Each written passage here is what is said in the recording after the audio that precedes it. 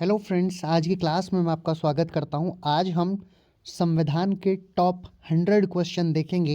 भारतीय राज्य व्यवस्था के टॉप 100 क्वेश्चन देखेंगे और ये वो क्वेश्चन हैं जो पिछली परीक्षाओं में पूछे गए हैं और आने वाली परीक्षाओं की दृष्टि से ये बहुत ज़्यादा इम्पोर्टेंट है। यानी इन क्वेश्चनों को आपको एक बार कोई भी परीक्षा देने जा रहे हो ज़रूर देख कर जाना चाहिए ताकि आपका पेपर बहुत अच्छा हो सके। तो हम लोग 100 सवाल करेंगे इस हमारी पूरी क्लास के अंदर, तो एक एक सवाल आपके लिए इम्पोर्टेंट है। तो चलिए देर ना करते हुए हम अपनी क्लास की शुरुआत करते हैं। आप देख सकते हैं भारतीय राज्य व्यवस्था लिखा हुआ है। पहला क्वेश्चन से शुरू करते हैं। पहला क्वेश्चन, 73वें संविधान संशोधन द्वारा 11वीं अनुसूची में पंचायती राज संस्थाओं को कितने कार्य सौंपे गए हैं। आंसर आप नीचे देख सकते हैं। हर क्वेश्चन में आपको आंसर नीचे देखने के लिए मिलेगा। तो 11वीं अनुसूची में पंचायती राज संस्थाओं को कुल 29 विषय दिए गए हैं और ये कौन से संविधान संशोधन से आए थे? 73वें संविधान संशोधन से, ये आपको याद रखना है। चलिए आगे चलते हैं। अगला क्वेश्चन, 73वें संविधान संशोधन द्वारा संविधान में कौन सी अनुसूची जोड़ी गई थी?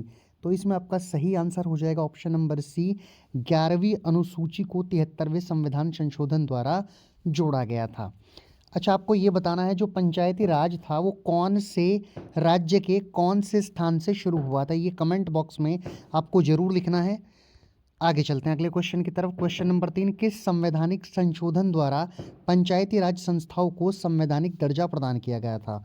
ऑप्शन नंबर है 71, 72, 73 या फिर 74। तो इसका सही आंसर हो जाएगा ऑप्शन नंबर सी, 73वां संविधान संशोधन था जिससे संवैधानिक दर्जा दिया गया था किसको? पंचायती राज संस्थाओं को। आगे चलते हैं क्वेश्चन नंबर 4 पर। भारत में निम्नलिखित में से किसके अंतर्गत पंचायती राज प्रणाली की व्यवस्था की गई है? ऑप्शन है मौलिक अधिकार, बी मूल कर्तव्य, सी नीति निर्देशक तत्वों या डी इनमें से कोई नहीं। तो जो पंचायती राज प्रणाली की व्यवस्था है वो नीति निर्देशक तत्वों के अंतर्गत की गई है। आगे चलते हैं। 73वां संविधान संशोधन संबंधित है। ऑप्शन ए राष्ट्रपति के महाभियोग से, बी संस्थाओं में सीटों से, सी पंचायती राज प्रणाली से या डी चुनाव आयोग की आरक्षण से नियुक्ति से। तो इसका सही आंसर है पंचायती राज। मैं पहले से ही आपको बता रहा हूँ क्लास में 73वें संविधान संशोधन के बारे में। तो किससे संबंधित था? पंचायती राज से। अगले क्वेश्चन की तरफ चलते हैं। पंचायती राज का मुख्य उद्देश्य क्या है? ऑप्शन नंबर 1 कृषि उत्पादन को बढ़ाना, ऑप्शन बी रोजगार सृजित करना, ऑप्शन नंबर सी जनता को राजनीतिक रूप से जागृत करना या डी जनता को विकास मूलक प्रशासन में भागीदारी योग्य बनाना। तो यही इसका सही आंसर होगा, ऑप्शन नंबर डी ही, जो जनता को विकास मूलक प्रशासन में भागीदारी योग्य बनाना है। आगे चलते हैं। भारत में पंचायती राज अधिनियम कब लागू हुआ? तो इसका सही आंसर है 24 अप्रैल 1993। तो पंचायती राज दिवस कब मनाया जाता है? आप याद रखेंगे 24 अप्रैल को। यहाँ से एक क्वेश्चन आपको और बन जाएगा। आगे चलते हैं क्वेश्चन नंबर 8 की तरफ। भारत में महिलाओं के लिए स्थान आरक्षित है पंचायती राज संस्थाओं में, राज्य विधानसभाओं में, मंत्रिमंडल में, लोकसभा में। तो इसका सही आंसर है पंचायती राज संस्थाओं में, यानी ऑप्शन नंबर ए। 9वें क्वेश्चन की तरफ चलते हैं। पंचायती राज संस्थाओं में महिलाओं तथा दुर्बल वर्गों के अधिक प्रतिनिधित्व के समर्थक थे। कौन थे इसमें से? वो बताना है। लाल बहादुर शास्त्री, मोरारजी देसाई, राजीव गांधी या जवाहरलाल नेहरू। तो इसका सही आंसर हो जाएगा option number C, Rajiv Gandhi. आगे चलते हैं। भारत में पंचायती राज के प्रबल समर्थक थे। Option A Mahatma Gandhi, B Rajiv Gandhi, C Siddharaj Datta या डी ये सभी। तो इसका सही आंसर है ये सभी, यानी कि ऑप्शन नंबर डी। आगे चलते हैं 11वें क्वेश्चन पर। 73वें संविधान संशोधन के अनुसार पंचायती राज संस्था का कार्यकाल कितने वर्ष रखा गया है? तो ये तो आपको पता ही होगा, पंचायती राज संस्था का कार्यकाल जो है वो 5 साल रखा गया है। जो ग्राम पंचायत में ग्राम प्रधान होते हैं वो भी कितने साल के लिए होते हैं? 5 साल के लिए होते हैं। आगे चलते हैं। पंचायती राज संस्थाओं के निर्वाचन के लिए कौन उत्तरदायी है? तो ये जो चुनाव होते हैं जो पंचायत के होते हैं वो राज्य का निर्वाचन आयोग कराता है। इसमें केंद्र का निर्वाचन आयोग नहीं होता है। हाँ, जब आपके लोकसभा के इलेक्शन होते हैं तो उसको केंद्रीय निर्वाचन आयोग कराता है, परंतु राज्य के जो चुनाव होंगे उन्हें राज्य निर्वाचन आयोग कराएगा। आगे चलते हैं। पंचायत समिति का गठन होता है। ऑप्शन ए ग्राम स्तर पर, ऑप्शन बी प्रखंड स्तर पर, ऑप्शन सी जिला स्तर पर या ऑप्शन डी अनुमंडल स्तर पर। जो प्रखंड स्तर होता है इसको ब्लॉक कहते हैं, ब्लॉक स्तर पर। ये प्रखंड जो दिया गया है इसका मतलब ही ब्लॉक होता है। तो पंचायती राज संस्थाओं का जो निर्माण होता है वो ब्लॉक स्तर पर होता है, नहीं प्रखंड स्तर पर होता है। ऑप्शन नंबर 20 का सही आंसर है। आगे चलते हैं अगले क्वेश्चन की तरफ। अगला क्वेश्चन है 14वां क्वेश्चन। पंचायती राज त्रिसोपान प्रणाली का प्राथमिक भाग है, यानी जो पंचायती राज की त्रिस्तरीय प्रणाली है उसका प्राथमिक भाग जो है वो क्या है, वो है ग्राम पंचायत। आगे चलते हैं। ग्राम पंचायत का निर्वाचन कराना निर्भर होता है किस पर, कलेक्टर, राज्य सरकार, चुनाव आयोग या केंद्र सरकार। तो इसका सही आंसर है ऑप्शन बी, राज्य सरकार। राज्य सरकार ही इसका निर्वाचन कराती है। आगे चलते हैं क्वेश्चन नंबर 16 की तरफ। जिस समिति में लोकतांत्रिक विकेंद्रीकरण और पंचायती राज की सिफारिश की थी उसका सभापति कौन था। ऑप्शन ए के एम पनिक्कर, बी बलवंत राय मेहता, सी एका एच कंजूर या डी इनमें से कोई नहीं। तो इसके सीधा सीधा आंसर है, तो आपने काफ़ी जगह पढ़ा होगा, बलवंत राय मेहता। आगे चलते हैं। लोकतांत्रिक विकेंद्रीकरण का सुझाव दिया गया था। Option A Mahatma Gandhi, B Vinoba Bhave, C Jayaprakash Narayan या डी बलवंत राय मेहता। तो आपने आंसर भी देख लिया होगा, बलवंत राय मेहता इसका सही आंसर है। अगले क्वेश्चन की तरफ चलते हैं। पंचायती राज की दृष्टि से महत्वपूर्ण प्रतिवेदन है। ऑप्शन ए सरकारिया आयोग प्रतिवेदन, बी प्रशासनिक सुधार आयोग प्रतिवेदन, सी बलवंत राय मेहता समिति प्रतिवेदन या डी आनंदपुर साहिब प्रतिवेदन। तो इसका सही आंसर सी है, बलवंत राय मेहता समिति। आगे चलते हैं। 2 अक्टूबर 1959 को भारत में पंचायती राज का शुभारंभ निम्नलिखित में से कहाँ पर किया गया था। ये मैंने कमेंट बॉक्स में लिखने के लिए भी कहा था। नागौर जिला राजस्थान में, और इसका भी गांव कौन सा, बदरी गांव। आप याद रखेंगे, बदरी गांव, बदरी गांव से, ये आपको याद रखना है। चलिए आगे चलते हैं क्वेश्चन नंबर 20 की तरफ।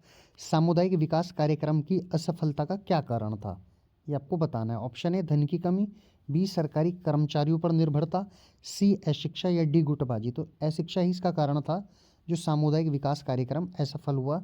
कब चलाया गया था सामुदायिक विकास कार्यक्रम, 1952। आगे चलते हैं। भारत सरकार द्वारा सामुदायिक विकास योजना की शुरुआत की गई थी। सामुदायिक विकास योजना की बात की गई, ये हुई थी 2 अक्टूबर 1953 से। ऑप्शन नंबर ए सही है। आगे चलते हैं। सामुदायिक विकास कार्यक्रम का सार क्या था, तो ये था लोक भागीदारी। ऑप्शन नंबर सी सही है कि लोगों की भागीदारी बढ़े, लगातार वो मुख्य धारा में आए। आगे चलते हैं। पंचायती राज का प्रधान लक्ष्य है, ये आपको बताना है, और इसका सही आंसर है ग्रामवासियों में शक्ति का विकेंद्रीकरण। ये कौन से ऑप्शन में है, ये ऑप्शन नंबर सी में दिया गया है। आगे चलते हैं क्वेश्चन नंबर 24 की तरफ।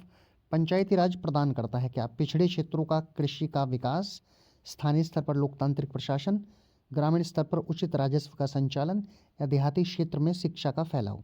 तो ये क्या करता है, लोकतांत्रिक प्रशासन की बात करता है। तो ऑप्शन नंबर 20 का सही आंसर हो जाएगा। आगे चलते हैं। पंचायती राज प्रणाली किस पर आधारित है। ऑप्शन ए सत्ता के केंद्रीकरण पर, बी सत्ता के विकेंद्रीकरण पर, सी प्रशासनिक व जनता के सहयोग पर या डी ये सभी। इसका सही आंसर विकेंद्रीकरण पर है, तो ऑप्शन नंबर 20 का सही आंसर हो जाएगा।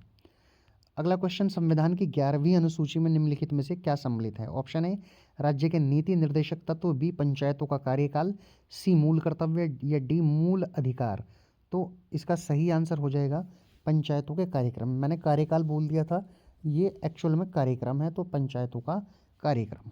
आगे चलते हैं। क्वेश्चन नंबर 27, भारतीय संविधान के निम्नलिखित अनुच्छेदों में से कौन सा अनुच्छेद राज्य सरकारों को ग्राम पंचायतों को संगठित करने का निर्देश देता है। इंपॉर्टेंट सवाल है, कई बार बहुत सारे एग्जाम में पूछा जा चुका है। अनुच्छेद 40। आगे चलते हैं। संविधान के किस भाग में ग्राम पंचायतों की स्थापना की बात कही गई है, तो वो कही गई है भाग 4 में। आगे चलते हैं। भारतीय संविधान में के किस भाग में नगर पालिकाओं से संबंधित प्रावधान है। भाग 4 के, भाग 9 के, भाग 14 के या भाग 8 के। तो ये 9 के, 9 के में, और पंचायतों की बात भाग 9 में।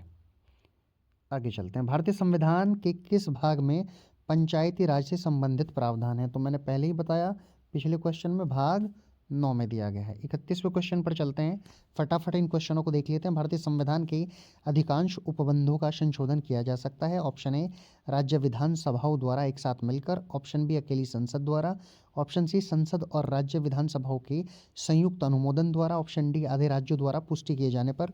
इसका सही आंसर है ऑप्शन नंबर बी, अकेली संसद के द्वारा, यानी अकेला संसद ही कर सकता है। आगे चलते हैं। किस संविधान संशोधन अधिनियम के अंतर्गत भूतपूर्व देशी राजाओं की व्यवस्था दी गई है कि भारत के राष्ट्रपति मंत्रिपरिषद की सलाह को मानने के लिए बाध्य हैं? ऑप्शन है 24वें, बी 25वें, सी 21वें या डी 42वें। तो इसका सही आंसर ऑप्शन नंबर डी 42वें। आगे चलते हैं। संविधान के किस अनुसूची में अनुसूचित जाति और जनजाति क्षेत्रों के प्रशासन के संबंध में प्रावधान किया गया है? ऑप्शन है तीसरी और चौथी, बी चौथी और पांचवी, सी पांचवी और छठवीं या डी ये सभी। तो इसका सही आंसर हो जाएगा ऑप्शन नंबर सी पांचवी और छठवीं। आगे चलते हैं। दल बदल निरोधक अधिनियम जिस तिथि को पारित हुआ था वह कौन सी थी? यहाँ डेट पूछी गई है, सन नहीं। ये 15 फरवरी 1985 थी। आगे चलते हैं। भारत में संविधान की निम्नलिखित में से कौन सी एक अनुसूची में दल विरोधी कानून विषय का प्रावधान है? तो ये सीधी सीधी है 10वीं। कुल कितनी अनुसूची हैं? 12 अनुसूची हैं। और ये कौन सी है? 10वीं है। आगे चलते हैं। संसद का एक निर्दलीय सदस्य कितने समय के अंदर किसी राजनीतिक दल का सदस्य बन जाना चाहिए ताकि दल बदल कानून के अंतर्गत उसके विरुद्ध कोई कार्रवाई न हो सके? तो अधिकतम कितना टाइम है? वो है 6 माह का। Option number C. आगे चलते हैं। निम्नलिखित में से किस अधिनियम द्वारा किसी पार्टी के टिकट पर निर्वाचित सदस्य का दल बदल करने से रोका गया है? ऑप्शन ए 52वां संविधान संशोधन अधिनियम, बी सार्वजनिक प्रतिनिधित्व अधिनियम, सी राष्ट्रीय सुरक्षा अधिनियम या डी आंतरिक सुरक्षा अधिनियम। तो इसका सही आंसर हो जाएगा ऑप्शन नंबर ए। अगले क्वेश्चन की तरफ चलते हैं। विधानसभा में किसी दल के निर्वाचित सदस्यों के दल बदल पर निम्नलिखित में से किसने प्रतिबंध लगाया है? संविधान का 52वां कानून या 52वां संशोधन, यही है इसका सही आंसर है। अगला क्वेश्चन। सर्वोच्च न्यायालय ने दल बदल कानून की किस धारा या पैरों को असंवैधानिक करार दिया है? ये आपसे पूछा गया है। तो कौन सी धारा या पैरा है? वो हो जाएगा 7वां, ऑप्शन नंबर बी। आगे चलते हैं। दल बदल विरोधी अधिनियम के अंतर्गत भारतीय संविधान में किसी सदस्य की अयोग्यता या योग्यता पर निर्णय करने का अधिकार किसको प्राप्त है? तो वो किसको प्राप्त है? लोकसभा के अध्यक्ष को। आगे चलते हैं। निम्नलिखित संविधान संशोधनों में कौन सा संसद में पक्ष परिवर्तन करने से निषिद्ध करता है? ऑप्शन ए 42वां, बी 52वां, सी 51वां या डी 58वां। तो सही आंसर ऑप्शन नंबर बी 52वां। आगे चलते हैं। दल बदल विरोधी कानून से संविधान का कौन सा संशोधन संबंधित है? तो ये कौन सा है? 52वां। ये पिछले क्वेश्चनों में भी आपने देख लिया होगा। क्वेश्चन नंबर 43 देखते हैं। संविधान में किन वर्गों के संबंधों में विशेष प्रावधान किया गया है? किस किस के लिए किया गया है? अल्पसंख्यक के लिए भी है, पिछड़े वर्ग के लिए भी है, अनुसूचित जाति जनजाति यानी SC/ST के लिए भी है, आंग्ल भारतीय समुदायों के लिए है। तो ये सभी इसका सही आंसर होगा। आगे चलते हैं। संविधान की किस अनुसूची में असम, मेघालय, त्रिपुरा तथा मिजोरम राज्यों के अनुसूचित जनजाति क्षेत्रों के प्रशासन के संबंध में प्रावधान किया गया है? ऑप्शन नंबर ए चौथी, पांचवी, छठी या फिर सातवीं। तो इसका सही आंसर है छठी अनुसूची में, सी इसका करेक्ट आंसर होगा। आगे चलते हैं। पूर्वोत्तर भारत के किस राज्य में स्वायत्त जिले की व्यवस्था नहीं है? तो इसका सही आंसर हो जाएगा Arunachal Pradesh, option number C. आगे चलते हैं। किसी क्षेत्र को अनुसूचित और जनजाति क्षेत्र घोषित करने का अधिकार किसको दिया गया है? वो दिया गया है राष्ट्रपति को। आगे चलते हैं। प्रत्येक राज्य में अनुसूचित जाति और अनुसूचित जनजातियों की सूची कौन तैयार करता है? यानी SC और ST की सूची कौन करता है? तो प्रत्येक राज्य के राज्यपाल की सलाह से राष्ट्रपति। आगे चलते हैं। मूल संविधान में संसद एवं विधानमंडल में अनुसूचित जाति एवं जनजाति के आरक्षण के लिए निर्धारित 10 वर्ष को बढ़ाकर अब कितने वर्षों के लिए विस्तारित किया गया है? ऑप्शन नंबर सी 70 वर्ष। आगे चलते हैं। संविधान के किस संशोधन द्वारा अनुसूचित जनजातियों के लिए एक पृथक राष्ट्रीय आयोग के गठन का प्रावधान किया गया है? ऑप्शन नंबर ए 84, बी 85, सी 89 या डी 92। तो इसका सही आंसर हो जाएगा ऑप्शन नंबर सी 89वां। आगे चलते हैं। संविधान के किस संशोधन द्वारा अनुच्छेद 338 में संशोधन करके अनुसूचित जाति तथा अनुसूचित जनजाति आयोग के गठन के संबंध में प्रावधान किया गया? तो ये किया गया 65वें में, ऑप्शन नंबर ए। माफ़ कीजिएगा, 50वें क्वेश्चन को देख लेते हैं। ये ए में 65वें संशोधन में। चलिए क्वेश्चन नंबर 51 देखते हैं। क्वेश्चन नंबर 51 क्या कहता है? राज्य विधानसभा में आंग्ल भारतीय समुदाय का प्रतिनिधित्व नहीं होने पर संबंधित राज्य का राज्यपाल संविधान के किस अनुच्छेद के तहत एक व्यक्ति को सदस्यता के लिए नामांकित कर सकता है? अनुच्छेद 330, अनुच्छेद 331, अनुच्छेद 332 या अनुच्छेद 333? इसका सही आंसर हो जाएगा ऑप्शन नंबर डी, अनुच्छेद 333। अगले क्वेश्चन की तरफ चलते हैं। लोकसभा में आंग्ल भारतीय समुदाय का प्रतिनिधित्व नहीं होने पर संविधान के किस अनुच्छेद के तहत राष्ट्रपति उस समुदाय के 2 व्यक्तियों को सदस्यता के लिए नामांकित कर सकता है? अनुच्छेद 330, अनुच्छेद 331, अनुच्छेद 332 या अनुच्छेद 343? तो इसका सही आंसर हो जाएगा ऑप्शन नंबर बी, अनुच्छेद 331। जब भी लोकसभा में कोई 2 आंग्ल भारतीय नहीं होते हैं तो उनको जो है नॉमिनेट करता है, उनको नामांकित करता है। कौन करता है? राष्ट्रपति करता है। और राष्ट्रपति कौन से सेक्शन के कौन से आर्टिकल, अनुच्छेद के तहत? तो अनुच्छेद 331 है। अगले क्वेश्चन की तरफ चलते हैं। लोकसभा के निर्वाचन क्षेत्रों में अनुसूचित जाति व अनुसूचित जनजाति के प्रतिनिधियों के लिए सुरक्षित निर्वाचन क्षेत्र की भी व्यवस्था है। ऐसे निर्वाचन क्षेत्रों की संख्या कितनी है? इसका सही आंसर हो जाएगा ऑप्शन नंबर ए, 131। 131 ऐसे निर्वाचन क्षेत्र हैं जो SC ST के लिए रिजर्व हैं। अगला क्वेश्चन इंपॉर्टेंट क्वेश्चन, कई बार पूछा गया है कि प्रथम पिछड़ा वर्ग का गठन कब किया गया था? तो वो किया गया था 1953 में। ऑप्शन नंबर सी सही हो जाएगा। अब ये बताना है कि पिछड़ा वर्ग जिसका 1953 में गठन किया गया था उसका गठन कौन करता है? राष्ट्रपति, प्रधानमंत्री, लोकसभा का अध्यक्ष या गृह मंत्री? तो इसका सही आंसर हो जाएगा राष्ट्रपति जो है पिछड़ा वर्ग आयोग का गठन करता है। अगले क्वेश्चन की तरफ चलते हैं। भारतीय संविधान में अल्पसंख्यकों को मान्यता किस आधार पर दी गई? उनके धर्म के आधार पर, रंग, जाति या कुल जनसंख्या के साथ उस वर्ग की जनसंख्या का अनुपात? तो अल्पसंख्यक, आप संख्या से ही समझ जाइए ना, अल्पसंख्यक की बात की गई है। अल्प माने कम, संख्यक माने संख्या में जो कम है, तो उनका कुल जनसंख्या के साथ उस वर्ग की जनसंख्या का अनुपात। आगे चलते हैं। राज्य विधानसभा में आंग्ल भारतीय समुदायों के कितने व्यक्तियों को मनोनीत किया जा सकता है? जो राज्यपाल है वो विधानसभा में एंग्लो इंडियन, इस आंग्ल भारतीय समुदाय को एंग्लो इंडियन से भी समझ सकते हैं आप, तो एक एंग्लो इंडियन को किया जा सकता है। आगे चलते हैं। भारतीय संविधान की कौन सी विशेष व्यवस्था दक्षिण अफ्रीका के संविधान से ली गई है? ऑप्शन ए संसदीय प्रणाली, बी मूल अधिकार, सी संविधान संशोधन या डी मूल कर्तव्य? तो इसका सही आंसर हो जाएगा ऑप्शन नंबर सी, संविधान संशोधन। कहाँ से लिया गया है आप याद रखेंगे? दक्षिण अफ्रीका से। और कौन से सेक्शन, कौन से आर्टिकल में होता है? 368, संविधान संशोधन। आगे चलते हैं। भारतीय संविधान में संशोधन होता है, देखिए वही सवाल आ गया जो मैंने आपको अभी बताया। ये तो आप आंख बंद करके भी आंसर लगा सकते हैं, 368 के अनुसार होता है। आगे चलते हैं। संविधान के किस भाग एवं अनुच्छेद में संविधान संशोधन प्रक्रिया का उल्लेख है? तो ये तो सीधा सीधा आंसर दिख ही रहा है आपको, 368 की मैंने बात की थी, और ये भाग 20 है। ये भाग भी याद रखेंगे, 20 भाग। कौन सा भाग है संविधान का? 20। आगे चलते हैं। क्रीमी लेयर संकल्पना से तात्पर्य है? ऑप्शन ए सामाजिक स्तर के आधारों पर वर्गीकरण, बी आर्थिक स्तर के आधारों पर वर्गीकरण, सी जातियों के आधार पर वर्गीकरण या डी दुग्ध उपभोग के आधार पर वर्गीकरण? जो क्रीमी लेयर है तो ये क्या है? आर्थिक स्तर, ये आर्थिक स्तर के आधारों पर वर्गीकरण। बी ऑप्शन नंबर इसका सही हो जाएगा।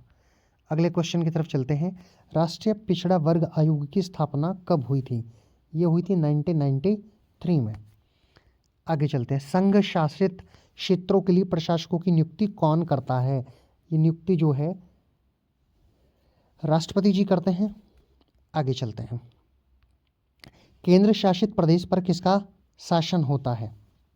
तो राष्ट्रपति द्वारा नियुक्त प्रशासक का, यह आप याद रखेंगे। आगे है। भारत में संघ राज्यों का प्रशासन होता है, किसके द्वारा होता है? यूनियन टेरिटरी, राष्ट्रपति द्वारा। आगे चलते हैं। राज्य में आपातकाल के समय राज्य का शासन किसके हाथ में रहता है? ये भी आंख बंद करके लगा दीजिए, राष्ट्रपति। कहते हैं ना कि राष्ट्रपति शासन लग गया है किसी भी स्टेट में। अगला क्वेश्चन। संसद द्वारा आपातकाल की उद्घोषणा का अनुमोदन कितनी अवधि के अंतराल पर होना आवश्यक है? मोस्ट इंपोर्टेंट क्वेश्चन, इसको याद रखिएगा, 1 माह। आगे चलते हैं। भारत में राष्ट्रपति कितनी बार वित्तीय आपात स्थिति की घोषणा कर चुके हैं? तो वित्तीय आपातकाल आज तक एक भी बार नहीं लगा है, तो इसका मतलब हो जाएगा कभी नहीं। ऑप्शन नंबर डी इसका सही है। प्रथम बार राष्ट्रपति शासन किस राज्य में लागू किया गया था? मोस्ट इंपोर्टेंट क्वेश्चन, आप याद रखेंगे इसको। ये लगाया गया था पंजाब, डी ऑप्शन सही। प्रथम बार राष्ट्रपति शासन लगा कब था? ये लगा था 20 जून 1951 को, 20 जून 1951। 42वें संविधान संशोधन अधिनियम 1976 द्वारा राष्ट्रपति शासन की 6 माह की अवधि को बढ़ाकर कितना कर दिया गया था? तो इसको कर दिया गया था 12 माह। ऑप्शन नंबर ए सही हो जाएगा। 72वां क्वेश्चन देखते हैं, किस राज्य में राष्ट्रपति शासन किसी परिस्थिति में अधिकतम कितनी अवधि तक लागू किया जा सकता है? तो ये किया जा सकता है अधिकतम 3 वर्ष, यानी कि ऑप्शन नंबर बी 72 क्वेश्चन का सही आंसर है। आगे चलते हैं, संसद द्वारा प्रस्ताव पारित होने पर किसी राज्य में राष्ट्रपति शासन एक बार में कितने समय के लिए लागू होता है? तो कितने समय के लिए लागू होता है एक बार में?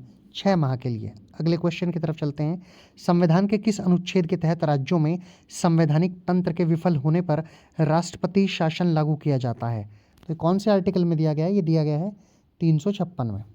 आप ये 3 आर्टिकल याद रखें, 352, फिर 356, फिर 360। ये आपातकाल के अनुच्छेद हैं, तीनों याद रखेंगे आप।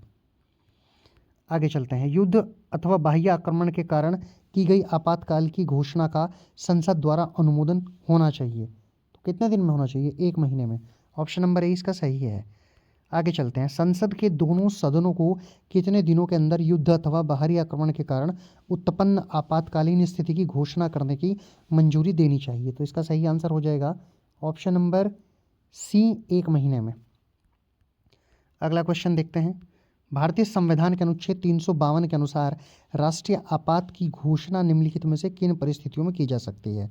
ऑप्शन ए संवैधानिक मशीनरी की विफलता, बाह्य आक्रमण, आंतरिक अशांति, या युद्ध, बाह्य आक्रमण, सशस्त्र विद्रोह। तो इसका सही आंसर ऑप्शन नंबर डी ही हो जाएगा। आगे चलते हैं, राष्ट्रपति राष्ट्रीय आपातकाल की घोषणा कर सकते हैं हथियारबंद विद्रोह के आधार पर, बाहरी आक्रमण के आधार पर, युद्ध के आधार पर, या ये सभी। तो इसका सही आंसर हो जाएगा ऑप्शन नंबर डी, ये सभी। आगे चलते हैं, संविधान के किस अनुच्छेद के अंतर्गत हिंदी को राजभाषा के रूप में दर्जा दिया गया है या दर्जा प्रदान किया गया है? मोस्ट इंपोर्टेंट क्वेश्चन, कई बार पूछा गया है बहुत सारी परीक्षाओं में। डी ऑप्शन सही, 343 इसका आर्टिकल है। अगला क्वेश्चन, भारतीय संघ की आधिकारिक भाषा के रूप में संविधान द्वारा किसे मान्यता प्राप्त है? तो आधिकारिक भाषा की बात की जाए तो वो है हिंदी। हिंदी भारत की राष्ट्रीय भाषा नहीं है। हिंदी कैसी भाषा है? आधिकारिक भाषा है। आगे चलते हैं, व्यापार संघ भारत के संविधान की 7वीं अनुसूची में की गई डैश सूची में सूचीबद्ध है। तो ये कहाँ पर है?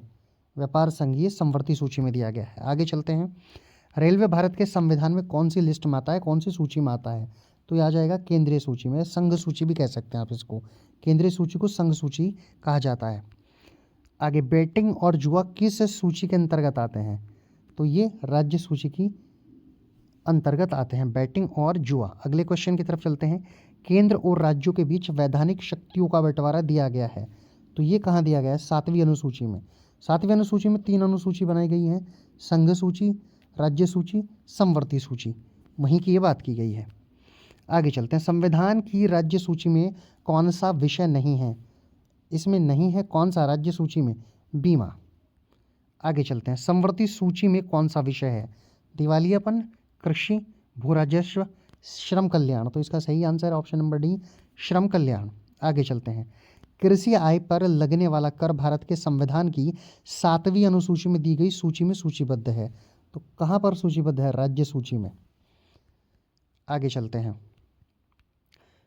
राज्य सूची का विषय नहीं है, क्या नहीं है?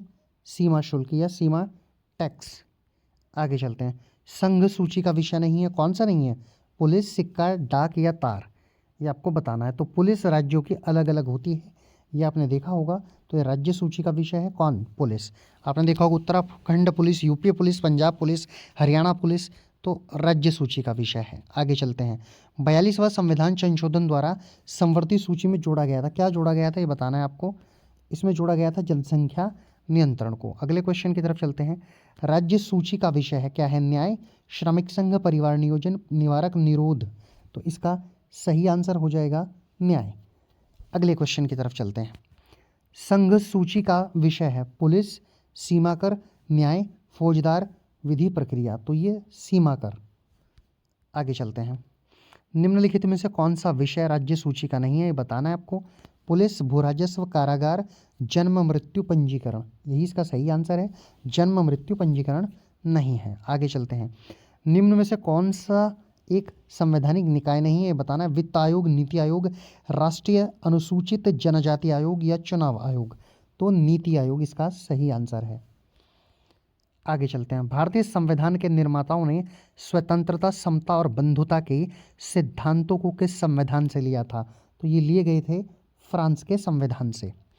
आगे चलते हैं। भारत के संविधान में एकल नागरिकता की अवधारणा कहाँ से ली गई है? ऑप्शन है यूनाइटेड किंगडम, बी फ्रांस, सी ऑस्ट्रिया या डी जर्मनी, तो ये यूके से ली गई है, यानी कि यूनाइटेड किंगडम से इसको लिया गया है। ऑप्शन ए इसका सही आंसर हो जाएगा। अगले क्वेश्चन की तरफ चलते हैं। 57वां क्वेश्चन। भारत के संविधान में द्विसदनीय संसद का प्रावधान करने का विचार किसके संविधान से लिया गया था, तो ये लिया गया था ब्रिटिश। 98वें क्वेश्चन की तरफ चलते हैं। भारत के संविधान में राज्य की नीति निर्देशक सिद्धांतों को किसके संविधान से उधार लिया गया था, तो ये आयरलैंड का संविधान था। आयरिश संविधान भी इसको आप कह सकते हैं। 99 क्वेश्चन हमारा आ गया है कि भारत के संविधान में राज्यसभा के लिए सदस्यों के नामांकन की प्रक्रिया, जो नामांकन है उसकी प्रक्रिया निम्नलिखित में से किस देश के संविधान से ली गई है? रूस, जर्मनी, आयरलैंड या यूएसए, तो इसका भी सही आंसर है आयरलैंड। अब आज की क्लास का 100वां क्वेश्चन, ये लास्ट क्वेश्चन। भारतीय संविधान में संविधान के संशोधन की प्रक्रिया किस देश के संविधान से ली गई है? मोस्ट इंपोर्टेंट क्वेश्चन, कई बार बहुत सारी परीक्षाओं में से पूछा गया है और मैंने पहले भी इस पर एक क्वेश्चन कराया आपको, वो ली गई है दक्षिण अफ्रीका से। तो कुल मिलाकर इस क्लास में आज हमने ये पूरे के पूरे 100 क्वेश्चनों को देख लिया। ये वो क्वेश्चन है जो बहुत इंपॉर्टेंट है, कई बार आपकी परीक्षाओं में पूछे गए हैं। अगर आप इनको एक बार देख लेते हैं, नोट कर लेते हैं, या फिर इस वीडियो को आप 2-3 बार देख लेते हैं, तो आपके संविधान के 100 क्वेश्चन तैयार हो जाएंगे। तो आप इसे वीडियो को देखकर अपने क्वेश्चनों को, अपने एग्जाम को अच्छे से प्रिपेयर कर सकते हैं। तो आज के वीडियो में फिलहाल इतना ही। जल्द एक अच्छे वीडियो के साथ फिर से मुलाकात होगी। तब तक के लिए नमस्कार।